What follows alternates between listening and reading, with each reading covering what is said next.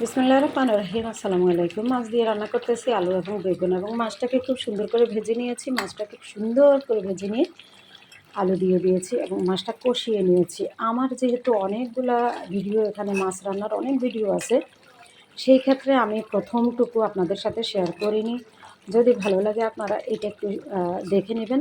আমি যেভাবে ঠিক মশলাটা কষাই সেম ওয়েতে আমি মশলা সম্পূর্ণ কষিয়ে নিয়েছি। তারপরে মাছ ভেজে আবার কষিয়ে নিচ্ছি, নিয়ে তারপরে আলুটা দিয়ে দিয়েছি। এখন দিয়ে দিব বেগুন। বেগুনটা দিয়েও কিন্তু আমি এটার উপরে বেগুন দিয়ে দিব। কোনোভাবে আমি এই যে কোনোভাবেই কিন্তু আমি মাছ তুলে নেব না।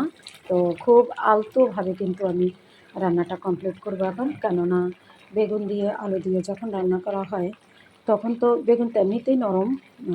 দেখা গেছে যে মাছও আমার কষানো হয়ে গেছে। তো আমি কিন্তু এখন একটু ঢেকে রাখবো যতক্ষণ না বেগুনটা নরম হয়। তো আমি সে পর্যন্ত ওয়েট করি একটুখানি ঢাকনা দিয়ে। তো এই হচ্ছে বেগুন দিয়ে দিলাম, আর আপনাদেরকে বললাম যে বেগুনটা একটুখানি নরম হয়ে গেলে কিন্তু আমি একটু এভাবে আস্তে আস্তে কিন্তু আমি বেগুনটাকে নিচে দিয়ে দিব। আমি আপনাদের সাথে একটু শেয়ার করি যে এভাবে আস্তে আস্তে আমি নিচে দিয়ে দিব ইনশাল্লাহ।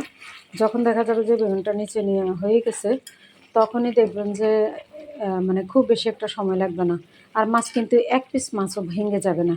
ঠিক আছে, এই হচ্ছে মাছটা তুলে দিয়েছি, আর বেগুনটাকে একদম এটাকে খুন্তি দিয়ে একটু নিচের দিকে ঢেকে দিয়েছি। আর এইভাবে একটু যখন বেগুনটা কষে যাবে তখন সামান্য একটুখানি ঝোল দেবে, এখানে খুব বেশি একটা ঝোলের প্রয়োজন পড়বে না। এই যে হচ্ছে তরকারিটা, ও সরি, আর তরকারির মধ্যে এখন একটুখানি ঝোল দিয়ে দিব। খুব বেশি ঝোল লাগবে না, এখানে সামান্য একটুখানি ঝোল দিলেই হবে, কেননা এখানে এই খুব বেশি একটা ঝোল থাকবে না, মানে রাখবো না আর কি। আসলে ক্যামেরাটা হাতের মধ্যে তো, এই জন্য কিন্তু একটু নড়াচড়া করছে। যাই হোক, মাপসাই। আমি জানি না আপনাদের কাছে কেমন লাগতেছে। তো প্রতিদিনই কিন্তু কিছু না কিছু ভিডিও তো আপনাদের সাথে শেয়ার করি। আমি সবসময় কিছু না কিছু ভিডিও শেয়ার করার চেষ্টা করি। তার মধ্যে এটা একটা আলু বেগুন দিয়ে মাছ রান্না। আচ্ছা, আমি বেগুন দিয়ে মাছ দিয়ে রান্না করলাম, রান্নাটা কমপ্লিট হয়ে গেল। আর এই মুহূর্তে আমি দিয়ে দিচ্ছি হলো এই যে ধনিয়া পাতা, ধনিয়া কুচি দিয়ে দিচ্ছি। ধনিয়া কুচিটা আমার খুবই মজা লাগে, যদিও মাঝে মাঝে আমার ঘরে যখন থাকে তখন দিই, যখন থাকে না তখন কিন্তু দেয়া হয় না। যাই হোক, এখন আছে, এখন দিয়ে দিচ্ছি।